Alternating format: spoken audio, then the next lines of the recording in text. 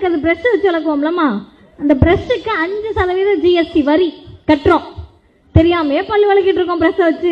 5% GST. இப்போ நம்ம என்ன முடிவுக்கு வருவோம்?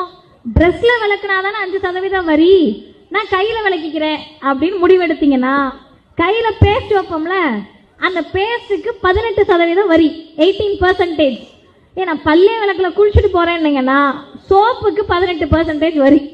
ஏன்னா பல்லு விளக்குல குளிக்கல துணியாவது போட்டுக்கிறேன்னா துணிக்கு 5-12% வரி. ஒரு ஆடைக்கும் ஒரு மாதிரி வரி. பல்லு விளக்க வேணாம், குளிக்க வேணாம், துணி போட வேணாம், சோறாவது நிம்மதியா திங்கலாமா பிஜேபி ஆட்சியிலன்னு கேட்டா அரிசிக்கு வரி, சோறுக்கும் வரி, கடலை மிட்டாய்க்கு வரி.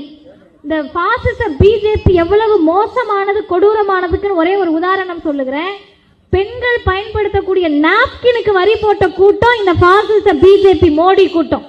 இதையெல்லாம் எதிர்த்து யார் கேள்வி கேட்டான்னா தமிழ்நாடு கேட்டது, இந்தியாவின் பல மாநிலங்கள் கேள்வி கேட்டார்கள். நிதியமைச்சருக்கு சொரணையே வரலையே, நிர்மலா சீதாராமனுக்கு சொரணையே வரல, என்னமோ கேட்டுட்டு போங்கன்னு இருந்தாங்க.